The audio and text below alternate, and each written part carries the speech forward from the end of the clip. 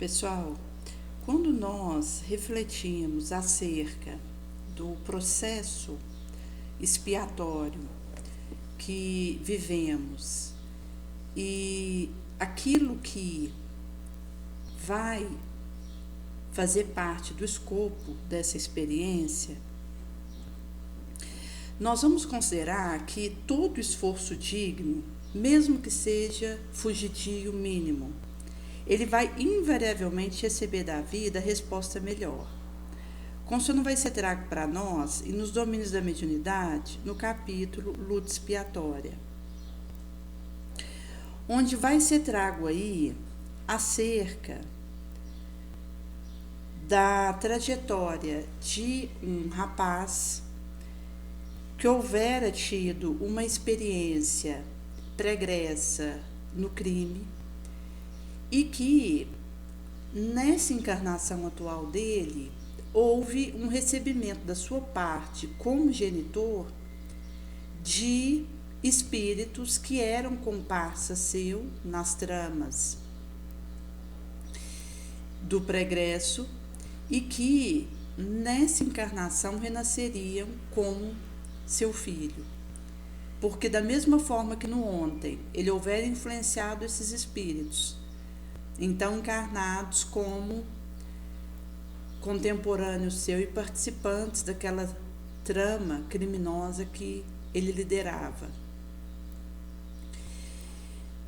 Como filhos nessa atual vilegiatura, ele teria a instância de encaminhar essas almas para o bem. Da mesma forma que no ontem ele houvera desviado, agora ele estava tendo a oportunidade de trazer de novo esses espíritos para a senda bonosa. E vai trazer um pouco, gente, inclusive, da luta expiatória que eu vivo na vigília e o que acontece quando eu adentro, noite adentro, no desdobramento do sono. Visto que a recomendação é nós fazermos uma oração ao deitar, onde pedimos para Jesus nos levar enquanto dormimos, seja para um tratamento de que estejamos necessitados, seja para um trabalho na gleba nobre, seja para uma região onde possamos aprender enquanto tem um estudo, uma palestra que nós ouçamos. E naquele fim de noite, quando a gente acorda, rezarmos pedindo a bênção de Jesus para o nosso dia, que Ele nos aponte caminhos. E vai trazer que essa vigilância, essa oração, ela já precisa ser uma constante na nossa vida. Porque às vezes a gente está aí, como se a gente tiver uma sala cheia aí de alunos estudando uma determinada matéria. Às vezes acontecem situações desafiadoras que, quando o indivíduo ele está com a lembrança da prece, às vezes uma oração que ele faz em silêncio, na mente, de acordo com a sua fé, com a sua crença, isso já vai ser um auxílio que será trago na sua direção. E por isso que ter essa atenção vai ser importante. Por isso que, como isso não vai ser dito, quando o corpo está na cama, estirado ali num período de sono, nem sempre a alma vai repousar. Na maioria das vezes, vai seguir o impulso que lhe seja próprio, consoante a forma como ele vive a sua vigília. Nesse sentido, que aquele que procura ter uma dedicação ao bem, ocupar o seu tempo de forma nobre, doando-se,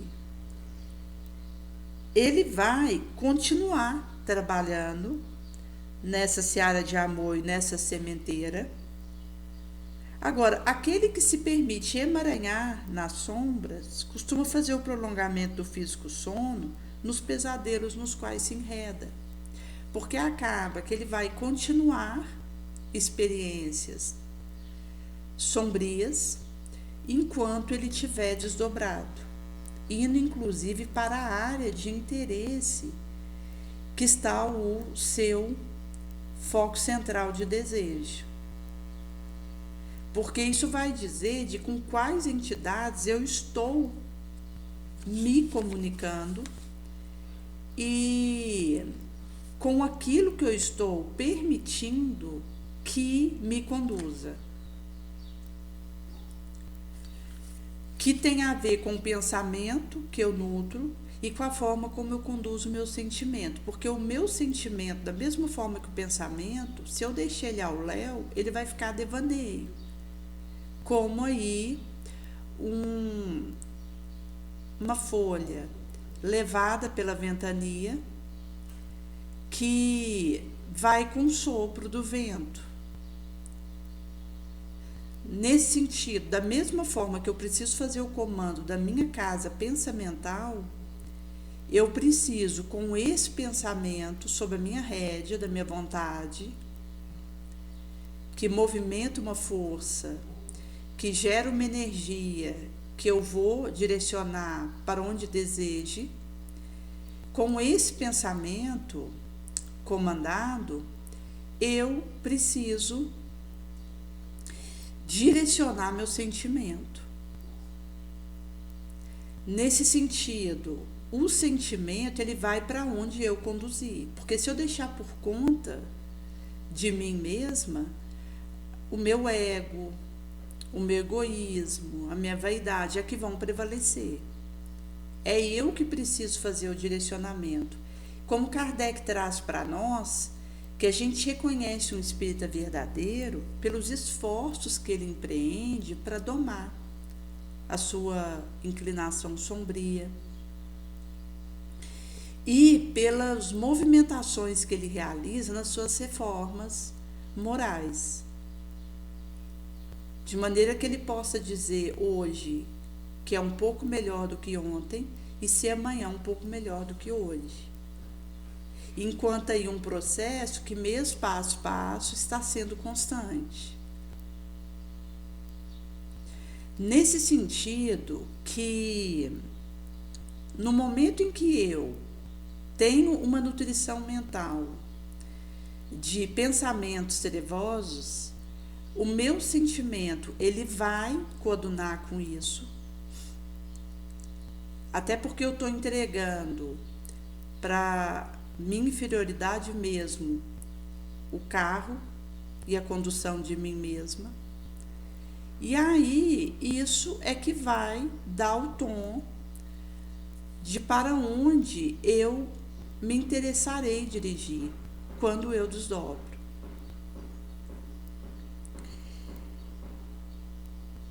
Por isso, nós temos aí que, quando nós consideramos aqueles que estão sob o mesmo teto que nós temos pensamentos reagindo e agindo uns sobre os outros, de particular modo em correntes incessantes de assimilação. Porque nós temos essa influência de encarnados entre si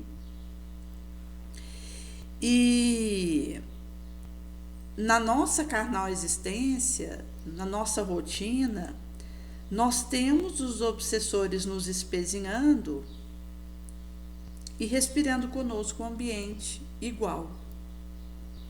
Inclusive assim, seja na escola, a gente tem os obsessores que costumam atuar ali, insuflando a discórdia, a briga, o bullying,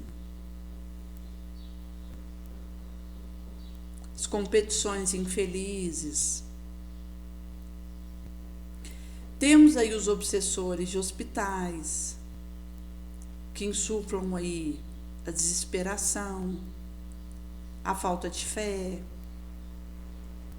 a rebeldia. Temos os obsessores de bares, que insuflam aí o vício, a codependência. E nesse sentido que em cada ambiente vai haver aqueles que frequentam esse espaço e que, seja encarnado ou desencarnado, acaba que tem um regime de interconexão recíproca. Agora, nós temos também os protetores que nos elevam e nos ajudam e participam igualmente das nossas experiências diárias. Mas, seja onde estivermos, vivemos como espírito, porque existe esse intercâmbio de alma para alma entre irmãos, cônjuges, filhos, pais, vice-versa, companheiros afeiçoados, desafeições e simpatias, seja no familiar templo, nas instituições de trabalho nos quais nos agrupamos, onde essas conexões são constantes e obrigatórias. E assim, consumimos forças e ideias uns dos outros. Por isso que, quando existe aí um esforço do indivíduo, mesmo que tenha uma esquizofrenia, uma depressão, uma histeria, se ele frequenta um grupo de médiuns em que existe uma abertura para aperfeiçoamento, isso vai ser obtemperado como um progresso via cooperação. Porque quando eu me consagro ao estudo, à disciplina, à prece, à meditação, eu vou me renovando psiquicamente, apressando a minha cura, porta dentro da alma. E isso, de acordo com o rendimento que eu vou tendo, moral, eu poderei fazer a cooperação e mediúnico trabalho mais proveitoso, depois dessa experiência bem-sucedida.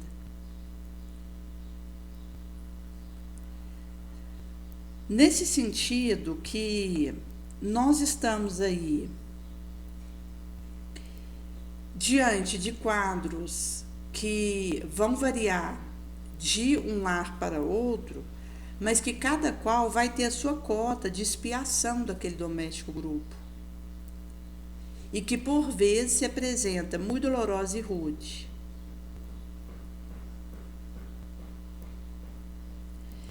E nesse sentido que, quando nós estamos diante de alguém que apresenta uma dificuldade mental e que esteja sob a injunção de uma dor, vai acontecer que a moléstia é um importante fator de experiência e de aprendizado. Porque, como o arado numa inculta terra, a dor dentro de nós, que fere e rasga, ela oferece recursos melhores à produção.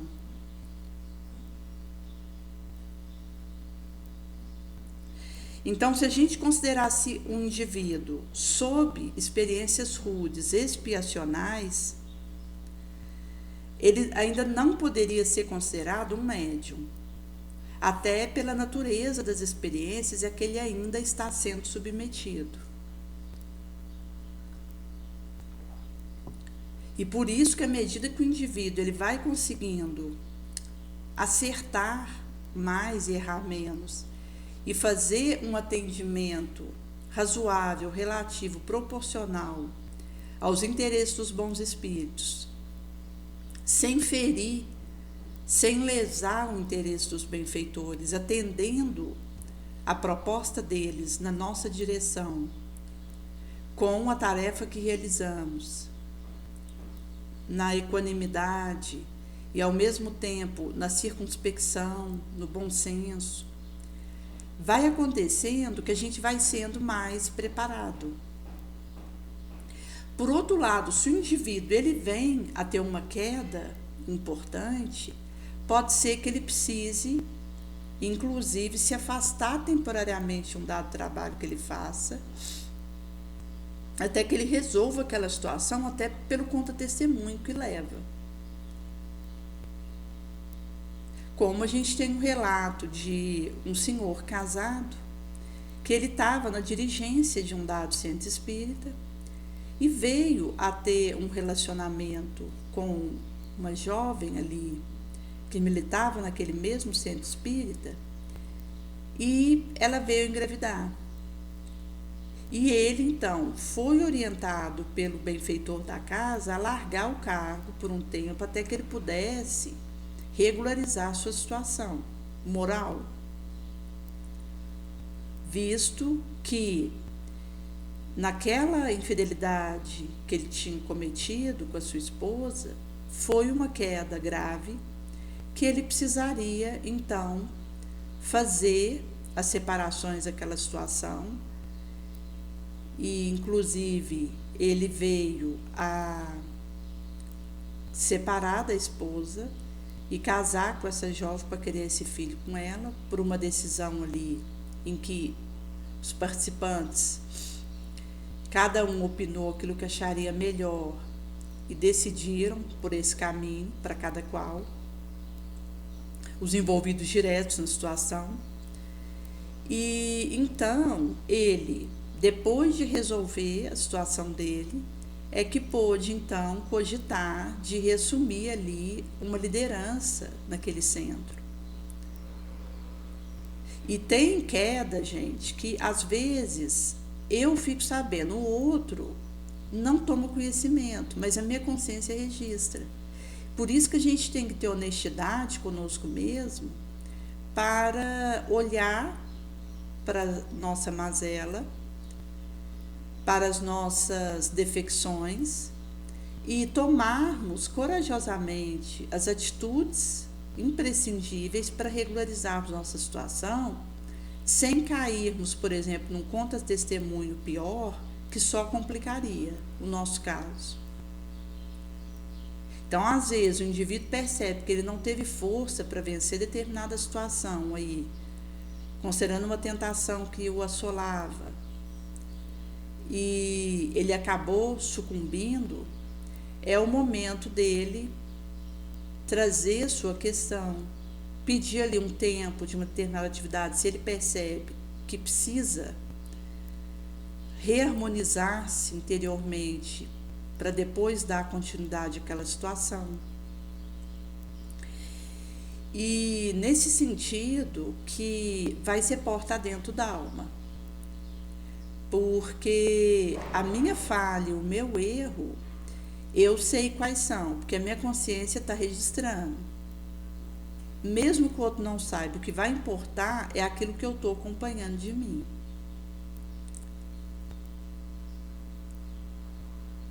Nesse sentido que, quando eu faço uma leitura da minha conduta, do meu sentimento, do meu pensamento, eu poderei ter aí um norte se eu estou dando conta daquele serviço ao que eu me propus. Até porque um pensamento malévolo é o suficiente para me complicar, para me manchar. Às vezes isso não virou nem palavra, às vezes não chegou nem no meu sentimento e muito menos numa ação.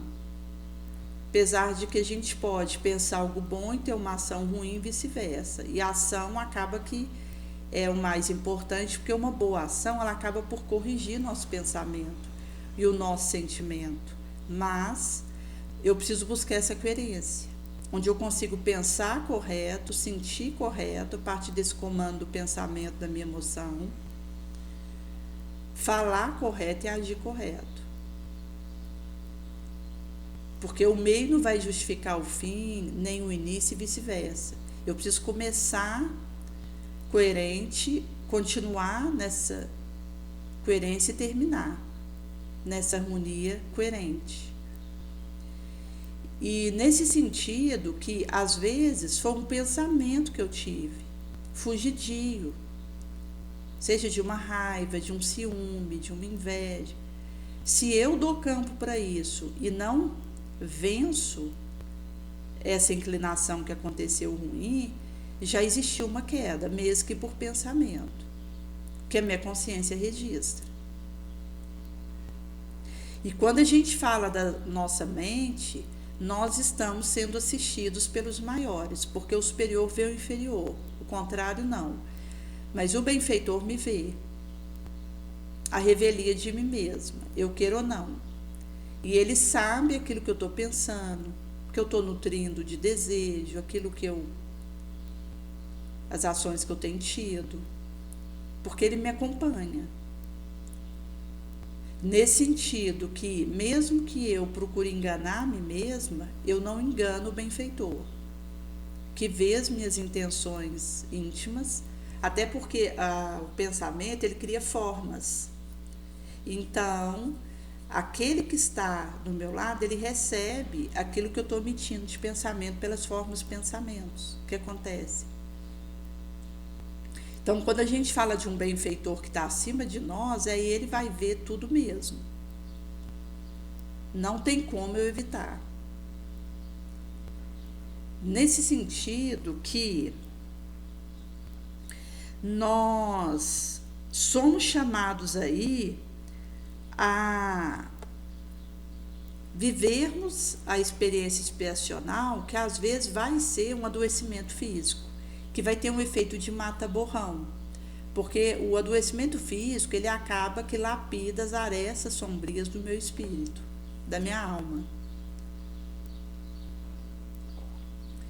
Então, não há uma doença física sem um motivo, e o objetivo de um adoecimento orgânico é melhorar o meu espírito, porque existem despertamentos que eu só vou conseguir ter se o meu físico adoecer, desarmonizar. Às vezes o indivíduo, ele está com uma relativa saúde orgânica, está cometendo erros e não percebe, não acusa a consciência dele. Ele não se sensibiliza com a conduta errada que está tendo. Então, às vezes, é permitido aquele adoecimento orgânico porque é onde o indivíduo vai ter a válvula para a autorreflexão e começar a perceber atitudes e situações irregulares que ele precisa correr atrás para resolver. Que é uma realidade de todos nós, porque enquanto num órbito de prova e expiação, a nossa condição é de espíritos imperfeitos, falando de mim como espírito inferior, que precisamos aí ainda das dores orgânicas, dos desequilíbrios físicos, para realizarmos reformas mais profundas dentro de nós.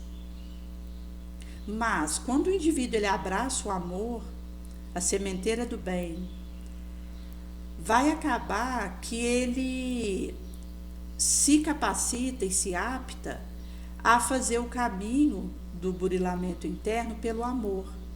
Então já não vai sendo necessário tanta dor, tanta desarmonia do organismo dele, porque ele escolheu o caminho caridoso. Por isso, gente, que seja na moléstia e na morbidade que nós estivermos vivendo, o espírito tem a gênese daquilo que acontece. E, de acordo com a forma como eu lido com essa situação, vai dizer dos resultados que eu vou tendo. Como uma moça hoje estava comentando, que ela estava num carro e um rapaz que estava na bicicleta passou ali na frente do carro, esse bicicleteiro que estava errado, e ela acabou tendo aí esse trombo com esse bicicleteiro, que veio a cair. Ela precisou ali fazer o prestamento do socorro, porque mesmo que alguém numa bicicleta esteja errado, a responsabilidade é do carro, de quem está dentro dele, para atender e ajudar. O mesmo com o pedestre. Então, se a gente tem, por exemplo, alguém numa bicicleta e alguém caminhando e a bicicleta atinge um pedestre, mesmo que o pedestre esteja errado, aquele que está dirigindo a bicicleta é responsável pelo que aconteça. E assim vai de veículos menores a partir de pedestre até veículos maiores. Então, não tinha sido o erro dela, mas ela se viu envolvida nessa situação porque o bicicleteiro apareceu na frente ali do carro, de inopino, e ela acabou que levou ele ali pronto-socorro, precisou fazer um raio-x. Esse bicicleteiro acabou ficando bem, mas ela disse que foi chegar em casa 3 horas da manhã, porque ela precisou fazer todo esse areal de atendimento. E tinha uma moça que estava próximo que comentou que esse bicicleteiro era desonesto, e nós estávamos conversando que quando a gente é envolvido numa situação desse tipo, não é sem motivo. Porque como Jesus já dizia para nós, é necessário que o escândalo venha, é necessário que a expiação aconteça, é necessário que a dor nos alcance, é necessário que uma morbidade física seja vivida por nós, mas ai daquele por quem isso aconteça. No sentido de, eu posso viver a minha expiação, por exemplo, sem que alguém esteja envolvido nisso. Então, eu, por uma experiência pregressa, em que eu pedi no astral para poder expiar isso aqui através de um câncer no pulmão, que é aí o câncer mais comum, com causa de morte que nós temos, inclusive a gente tem o agosto branco, dedicado à prevenção do câncer de pulmão. Nesse sentido que, ao desenvolver esse câncer de pulmão, isso tem a ver comigo. Outra pessoa não participou do início dessa minha doença, ou para ela ter se manifestado. Foi algo que eu pedi no astral para viver aqui, como uma forma de expiar, fazendo a purgação, a purificação de um erro pregresso, para que eu pudesse reparar e seguir mais limpa.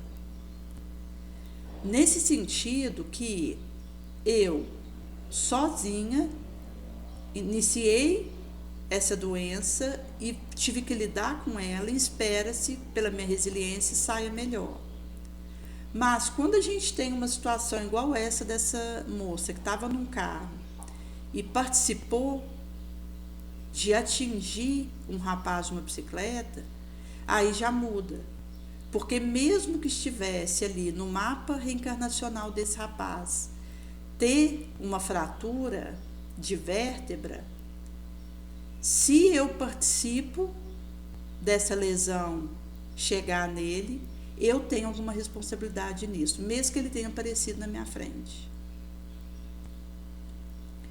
Por isso que, segundo a lei de causa e efeito que nos rege, nós teremos que, enquanto eu estou participando de uma situação, eu acabo me responsabilizando. Por isso que eu preciso prestar ajuda.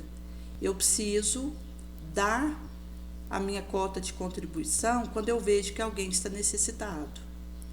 Por exemplo, quando a gente considera alguém que vem pedir ajuda para a gente. Jesus, ele já tinha dito para nós que quando alguém pede alguma coisa para nós, é ele que estava ali.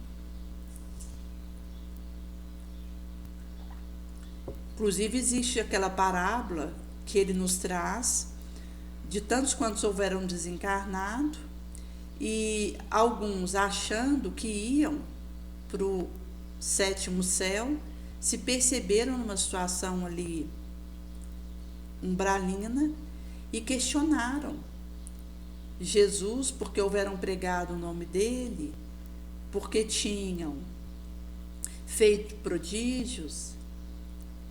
E Jesus vai dizer que ele teve fome e vocês não me deram de comer. Tive sede e não me deram de beber. Estava preso e não me visitaram. Estava sem roupa e vocês não me vestiram. Estava doente e vocês não me medicaram.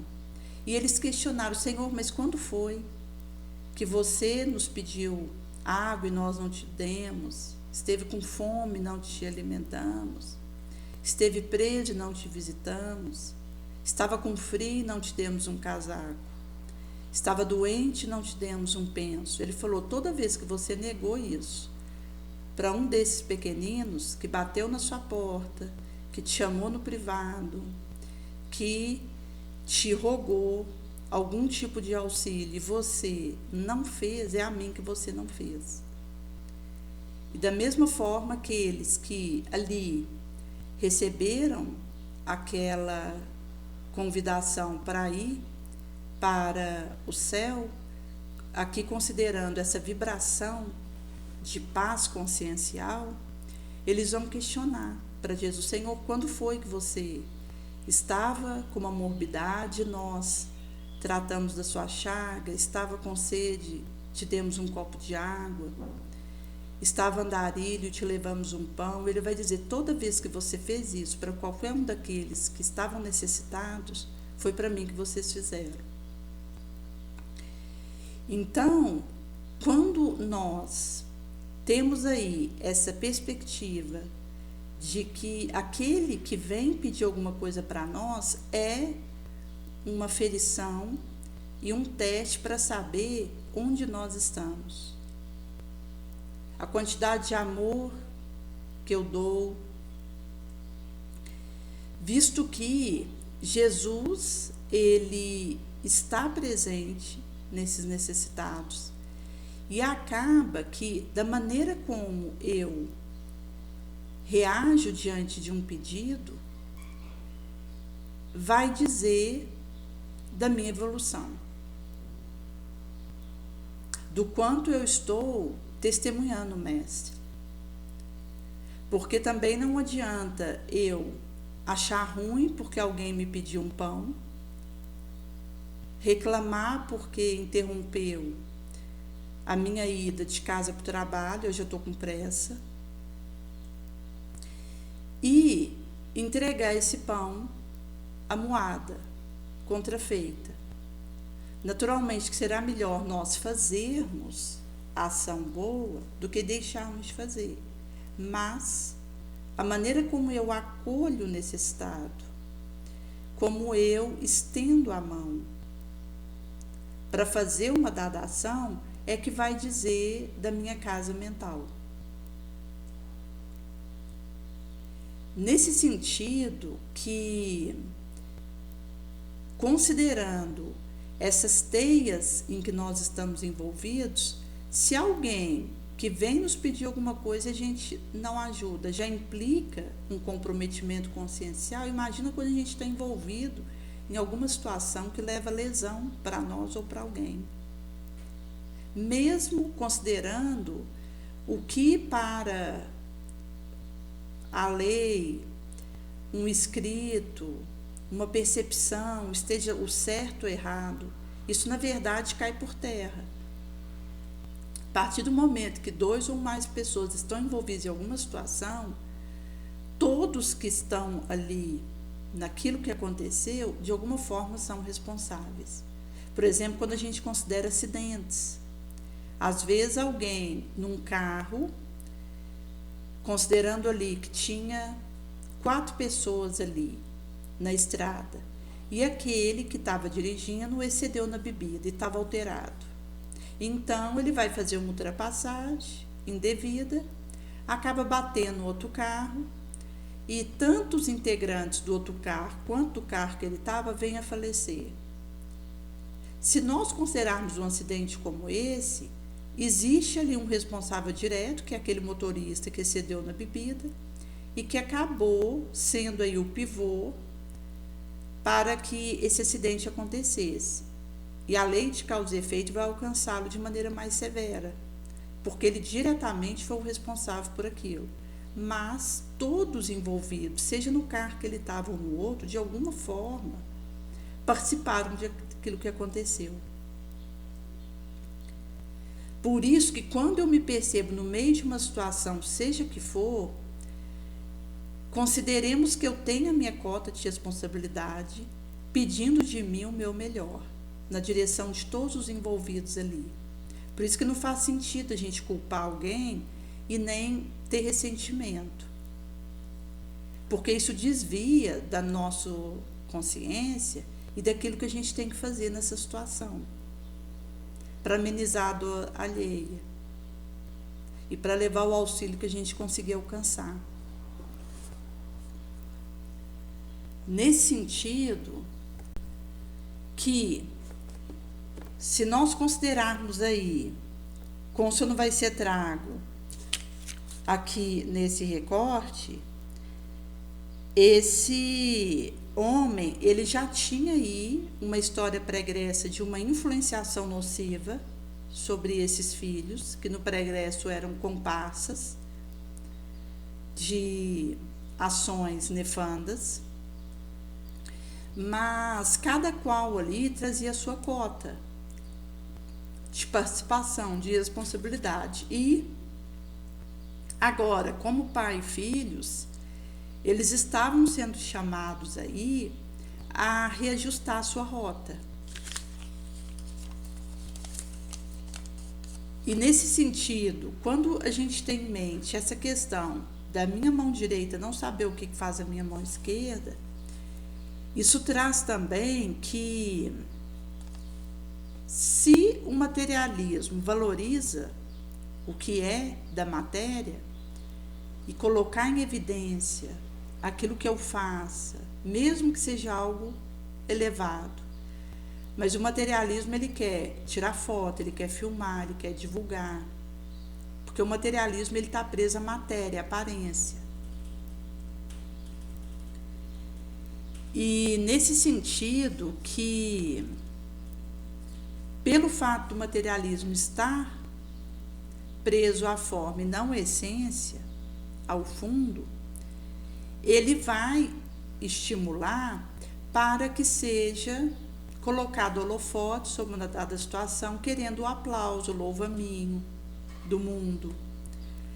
Mas se a gente considerar o benfeitor, ele vai valorizar o nosso movimento oposto, a minha renúncia, o meu desapego, a minha humildade. E nesse sentido que nós precisaremos, ao fazer essa proposta, termos em mente que eu sou chamada a desmaterializar e a focar no alvo espiritual. Como, por exemplo, uma moça que há uns anos atrás, quando nós morávamos ali no Santo Antônio, ela tinha uma mãe que espancava ela e a irmã. E ela relatava, reclamando que ela estava sofrendo maus tratos, porque ela e essa irmã moravam com essa mãe. Ela era ali uma adolescente, em torno dos seus 14, 15 anos, e eram muitas dificuldades que elas enfrentavam ali de relacionamento. Então ela alegava que, inclusive, assim, com rodo, ela era machucada por essa genitora. Então a gente percebe um desequilíbrio dessa genitora. E essa adolescente, ela veio a iniciar um namoro com um rapaz que a agredia. Então virou uma verdadeira bola de neve a situação dela. Porque ela já tinha situação ali com a mãe complicada, onde ela era violentada, e com esse namorado ela acabou repetindo, continuando aquela situação. Porque era um namorado violento, que a machucava, e ela acabava rompendo aquele namoro.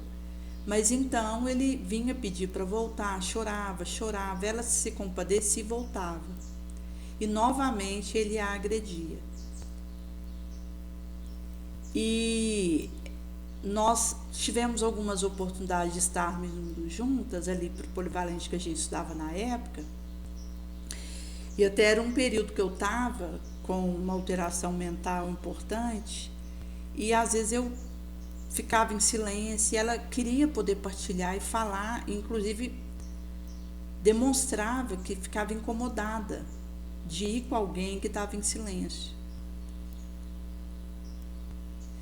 Onde tinha um turbilhão ali dentro dela, situações que precisavam ser feito o desabafo dessas situações, as corrigendas necessárias, até porque ela precisaria dar uma mudança de rota na vida dela, enquanto procurar aí os meios cabíveis para poder afastar-se do convívio com essa mãe, que não tinha condições ali naquele momento, por algum motivo, de continuar morando com ela e a irmã, de fazer o fim daquele relacionamento com esse namorado e sustentar isso. Porque a questão da sabotagem, a chantagem emocional, o indivíduo pode fazer isso com ele mesmo. Onde o indivíduo, ele se sabota, se perceber numa situação que ele está sendo machucado, e ele acaba que continua e não consegue desatrelar, cortar aquela ligação com esse outro. Que são, inclusive, gente, ciladas emocionais que nós temos. Porque a nossa afetividade, num planeta de prova e de expiação, ainda é desequilibrada, é transtornada. E se a gente não toma cuidado, a gente acaba que por um relacionamento afetivo, a gente desequilibra, enlouquece, se mata, agride o outro. Porque nós temos aí situações inomináveis de transtornos que os indivíduos vivem por causa das questões afetivas. Inclusive, quando a gente considera o compromisso que se estabelece quando duas pessoas se encontram e tem algum tipo de envolvimento afetivo, aí inicia um namoro ou fica um período junto, se estabelece um vínculo que, caso uma das partes haja de forma desonesta, seja consigo ou com o outro, ele acaba tendo que responder com os consequentes desequilíbrios, desatrelos que vêm na sua direção, a partir disso. E nesse sentido, que é um cuidado que a gente tem que ter, porque as questões afetivas costumam nos dominar e nos enlouquecer. E aí, nesse sentido, para a gente poder romper isso e dar um rumo novo para a nossa trajetória, precisa de uma vontade heróica para que até mesmo a questão do apego seja rompido. E nesse sentido que, se considerarmos essa condição consciencial que nós trazemos, nós estaremos, de fato, sendo convocados pela vida para demonstrarmos esse valor. E quando a gente considera, por exemplo, o câmbio da caridade, é um câmbio de bem eterno, onde quanto mais eu dou, mais eu recebo de volta, e quanto mais eu sirvo, ofereço, mais tenho.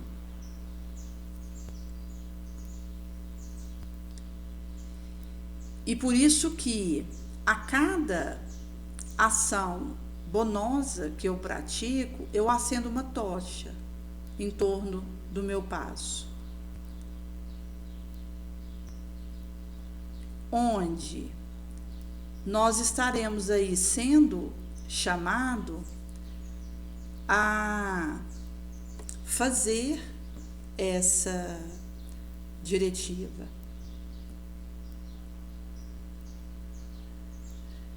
Por isso que eu mesma vou conduzir o barco da minha vida com os remos da minha vontade, do meu desejo. E a vida, então, vai me levar ao porto que eu aspiro chegar. Porque o meu pensamento ele vai escolher, a minha atitude vai realizar. Por isso, segundo as leis que nos regem, a cada um será dado de acordo com a sua ação.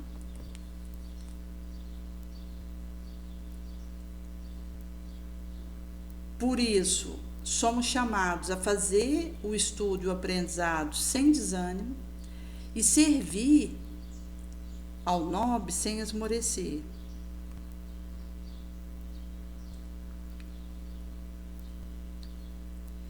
E aqui trago para nós a questão dessa esperança em cada realização.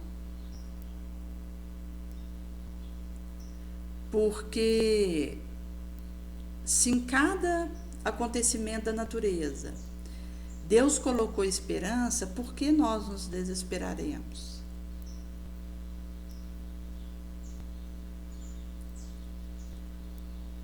Nesse sentido que quando nós temos essa psicosensibilização radicada em nós, precisaremos viver as expiações e fazer esse enfrentamento valoroso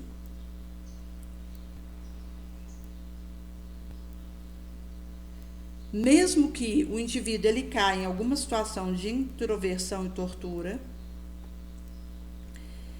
porque se nós considerarmos, por exemplo, um autista, ele pode ter esse tipo de introversão hoje que ele apresenta, mesmo sendo um espírito muito inteligente, que tem facilidade para focar num aspecto e desenvolver aquilo, se destacar nisso, ele, no pregresso, pode ter feito um desvio da sua interação com o coletivo ao seu redor. Um deslize que ele tenha perpetrado nessa convivência com o externo.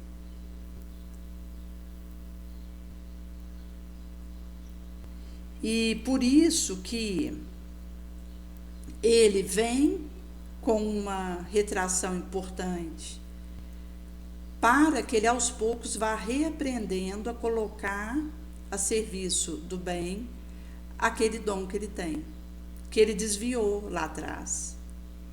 E ao invés de usar numa direção positiva, usou para o negativo. Também a gente pode ter casos aí do autismo em que o indivíduo, ele teve uma dificuldade no relacionamento com alguém, não conseguiu perdoar, e daí ele vem com essa retração pela dificuldade de confiança na interação, que ele vai ter que ir readquirindo aos poucos.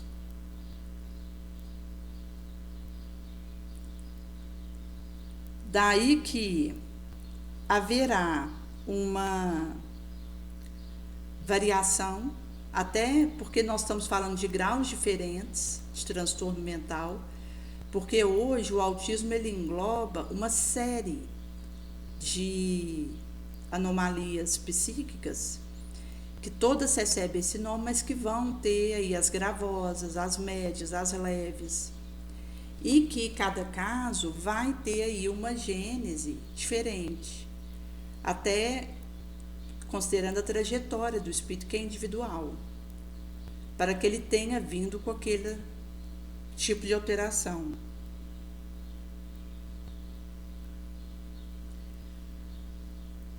Por isso que o trabalho de aprendizado, elaboração e purificação vai fazer parte da experiência que nós vamos viver, permitindo aí que nós coloquemos uma proteção às perturbações que nos alcancem. Então, se a gente tiver aí alguém, como esse rapaz que comentáramos, em expiatória luta, em torno aí dos seus 30 anos, ele desde a infância já tinha um indireto contato de inferiores companhias que ele aliciou no pregresso, pelo seu infeliz comportamento. Então, ao sentir a vizinhança desses transeados amigos, eles ainda desencarnados, mas ali próximos a esse rapaz encarnado, como ele conviveu largamente antes de regressar à encarnação, ele vai refletir a influência nociva vinda deles, entregando-se a histéricas perturbações que lhe sufocam a alegria da vida. Com isso, ele acaba se tornando um problema aflitivo para o doméstico templo em que renascera. Então, ele tem sido empregado na sua direção, seja eletrochoque, insulina, malarioterapia, enquanto aí tratamentos que eram usados, nesse caso, quando esse livro foi escrito, nós estamos falando aí do século passado, e esses tratamentos difíceis e dolorosos profundamente o castigaram, a vida orgânica, dando a ele uma aparência de idoso, quando poderia mostrar-se em vigor pleno juvenil.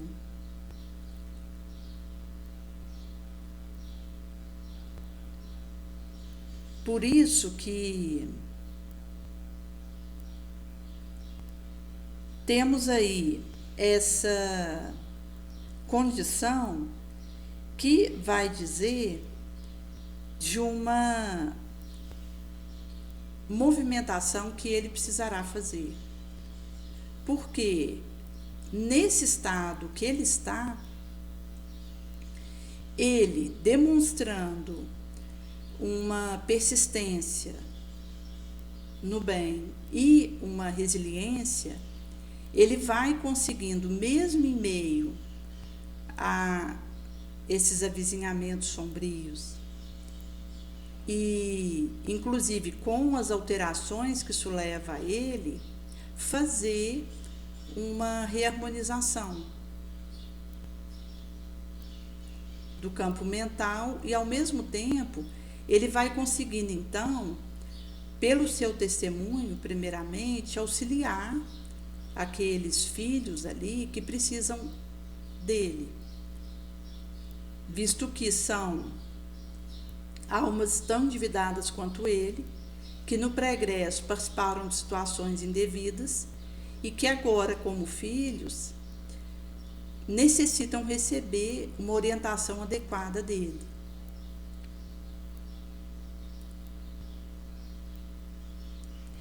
E nesse sentido que, quando acontece essa situação de novelado pensamento um ao outro, tem a característica de um assédio,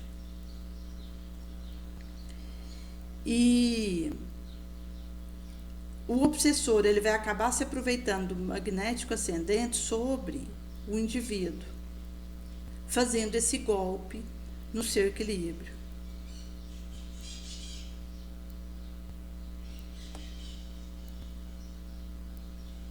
Por isso, gente, que nas questões referentes à nossa emoção e aquilo que nós experimentamos de sensações, nós precisamos estar atentos, porque existem sensibilizações que são usadas pelos obsessores para nos intimidar, nos constranger, e ao mesmo tempo, quando nós dormimos, eles nos hipnotizam, para que nós mais sensibilizados, respondamos com mais presteza ao comando deles.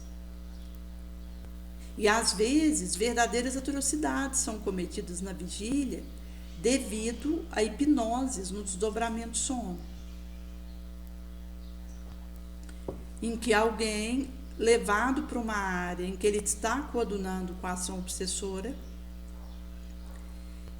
já nesse enovelamento mental, ele tem comandos hipnóticos para que ele se torne mais sensibilizado à presença dos obsessores, aos comandos desses obsessores, e nesse sentido perca a percepção do que ele precisa fazer.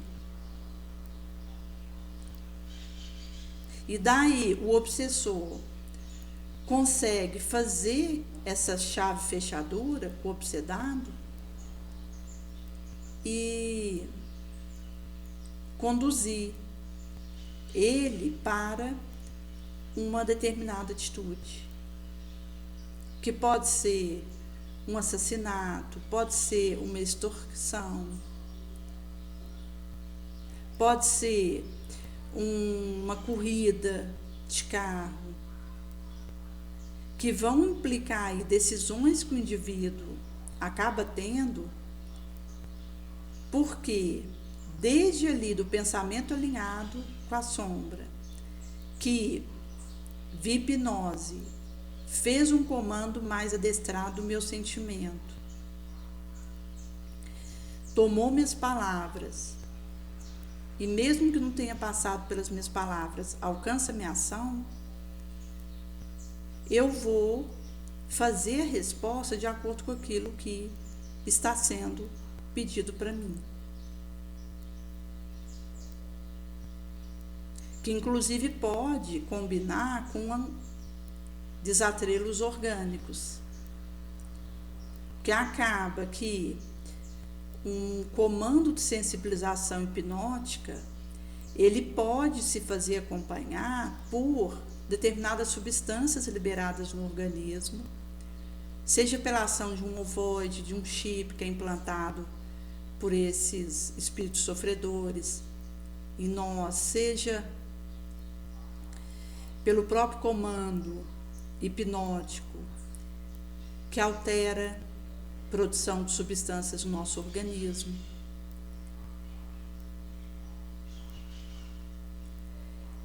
Tentando nos intimidar.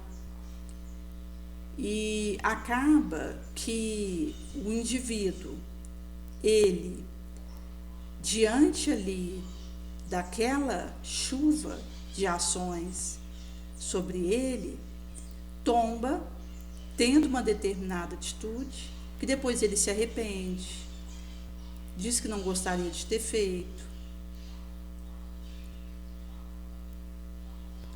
E acaba, inclusive, dizendo que não foi ele que fez. Como a gente teve um relato recente, um rapaz que estava ali na rua e teve um desentendimento ali com o gari, ele estava fazendo uma determinada entrega ali do serviço dele, e tinha ali esse gari na rua, e ele acabou fazendo a tiração nesse gari, esse gari veio a desencarnar, e inclusive esse lixeiro tinha pedido ali a proteção de uma moça que estava junto, por um desentendimento que já houvera ocorrido. E esse rapaz ali que estava fazendo aquela entrega, acabou que não deu ouvidos ao pedido ali de ajuda que esse gari fez e veio atirar sobre ele. E o rapaz, ele, depois que realizou isso, viu que o gari tinha vindo a falecer, ele entra dentro do carro sem prestar um socorro, volta para o serviço, termina de fazer as coisas que ele precisava no serviço dele, vai para casa, passeia com o cachorro, volta. E depois, mais tarde, é que a polícia, pegando ali a câmera da situação, vai até o endereço dele e o prende. Mostrando aí que, às vezes, a nossa conexão com a obsessão ela é tamanha que a gente não acusa o estado de adoecimento que nós estamos.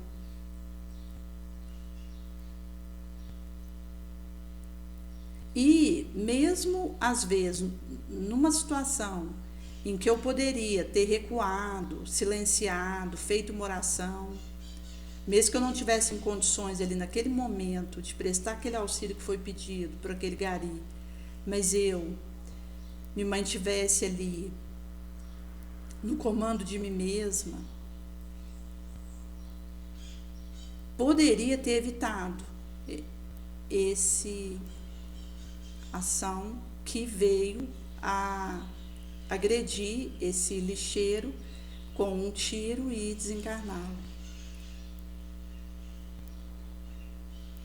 Nesse sentido que esse rapaz já estava numa situação de conturbação, de perturbação, e inclusive pode estar numa alienação em relação à realidade.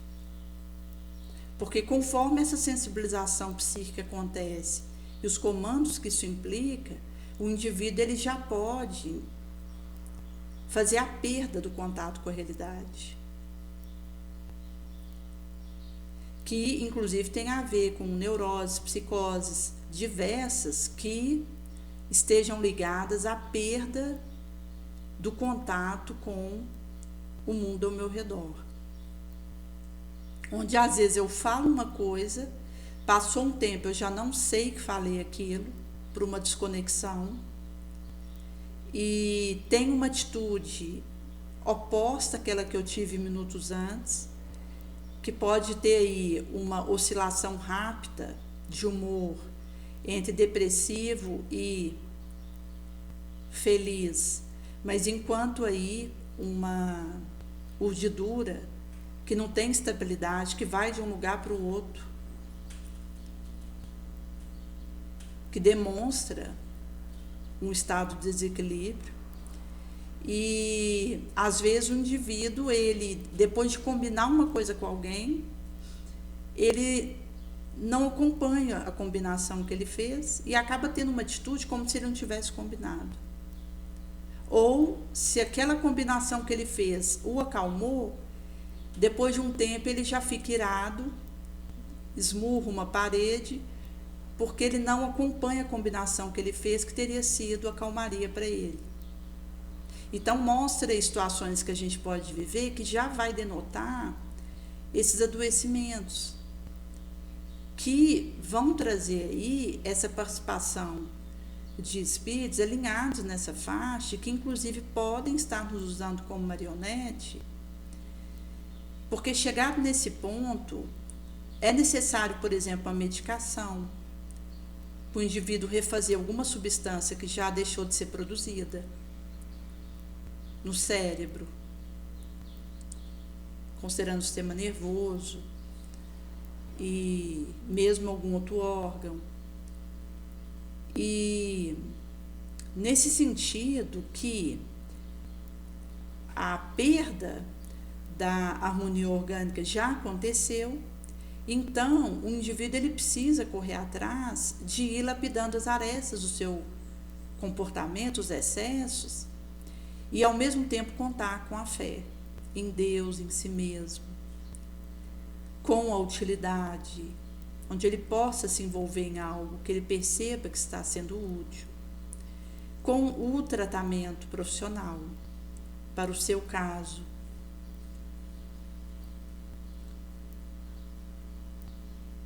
Porque até mesmo quando a gente fala das nossas elucubrações emocionais, afetivas, elas podem implicar decisões adoecidas. Que às vezes, por um orgulho ferido, por um ciúme, por uma emoção que eu não controlo, eu tenho decisões doentes. E essas decisões acabam por me desarmonizar ainda mais. E se eu não corro atrás de resolver isso com o heroísmo próprio, que a situação pede, eu posso cair num sequelamento irreversível. Então, o indivíduo, ele acaba que já não tem mais aquela condição para um dado labor, porque houve aí um colapso da sua circuitaria que deixou sequelas importantes. Porque uma coisa é a cicatriz que indica uma boa luta. Quando o indivíduo ele tem uma série de sinais, de marcas, porque ele está resistindo, apesar dos tombos, enquanto aí as adversidades que ele enfrente, ele está se mantendo vitorioso sobre a tentação, com a mente elevada. Outra coisa é quando o indivíduo ele tem sequelas que o impossibilitam de um determinado labor devido às decisões mórbidas, adoecidas que ele teve.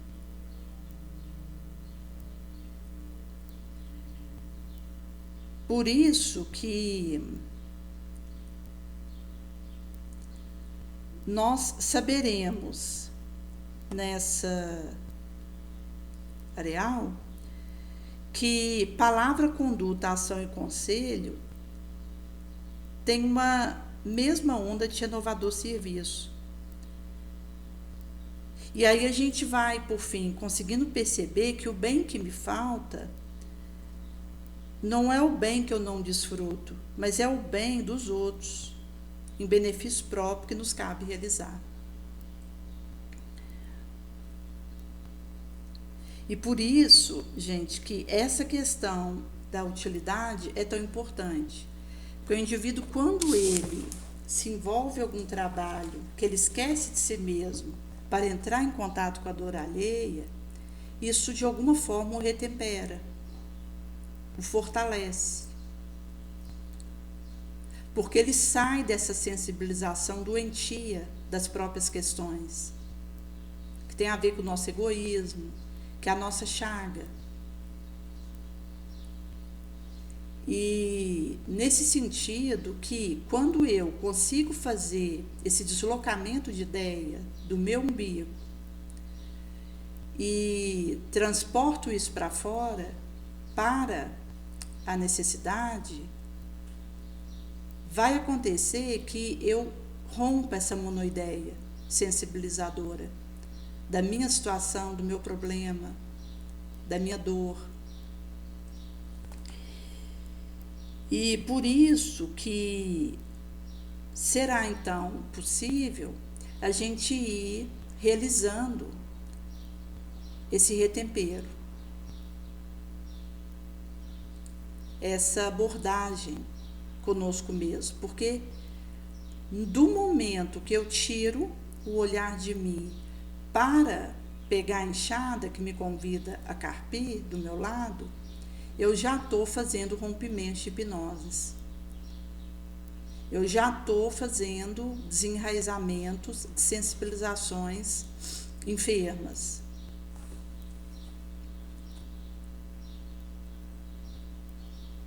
E com isso o organismo ele se beneficia, até mesmo com as substâncias que ele começa a produzir. Outras que vão levar aí a fortalecimento da nossa defesa, nosso sentimento de bem-estar, e que vão nos dar aí uma percepção diferenciada daquela que nós trazíamos até aqui, que inclusive é esse respirar mais fundo, esse descanso espiritual, e que vai me dando possibilidades de ver uma saída para a minha situação.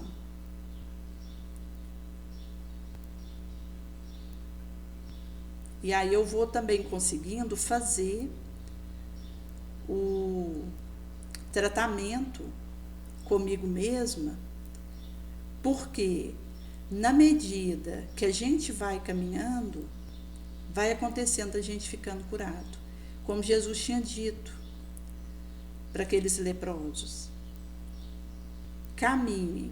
À medida que vocês forem caminhando, vocês vão encontrando. O que vocês procuram. Mas Jesus não falava para eles caminharem a esmo, mas para irem até o templo, dando a entender esse seguir para a elevação, subir essa montanha, que é áspera, que é íngreme, mas que, na medida que eu dou esses golpes heróicos, eu vou conseguindo, no caminho, perceber que vai acontecendo aí o desaparecimento da minha lepra moral. Porque eu posso não saber exatamente o que eu preciso. Quando eu esqueço de mim para enxergar a necessidade, a desesperação, o infortúnio do meu lado, de algum lugar vem algo que nem eu sabia que precisava, que eu não sabia que era o que iria poder me ajudar. Nesse sentido que nós teremos aí essa percepção de que a renúncia e o desapego, que é quando eu nego a mim mesma, tomo a minha cruz e vou após o Mestre, é esse caminho que ele nos traçou. Quando Maria disse, eis aqui a escrava do Senhor, que ela estava ali diante de Jesus na cruz, e a cabeça dele tomba, inerte.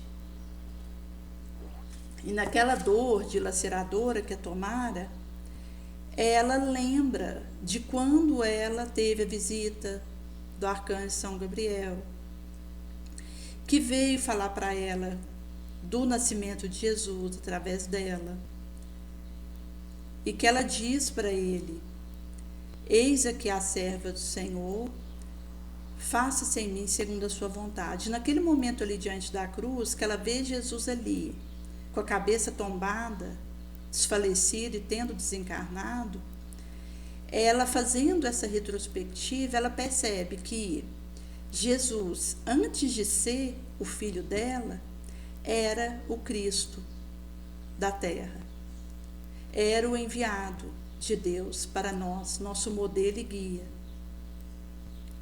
E naquele momento ela ajoelha e diz, eis aqui a escrava do Senhor, cumpra-se em mim segundo a sua palavra. Então lá atrás ela tinha falado, eis aqui a serva do Senhor, cumpra-se em mim segundo a sua palavra, e ali diante da cruz, com Jesus desencarnado, a cabeça tombada, ela diz, eis aqui a escrava do Senhor, cumpra-se em mim segundo a sua vontade, nos dando esse roteiro, porque eu só consigo ser escrava do Senhor e deixar que se cumpra em mim a sua vontade quando eu nego a mim mesmo, tomo o meu fardo, a minha cruz e o sigo, que é quando eu posso acolher os caminhos que o Senhor me apontar.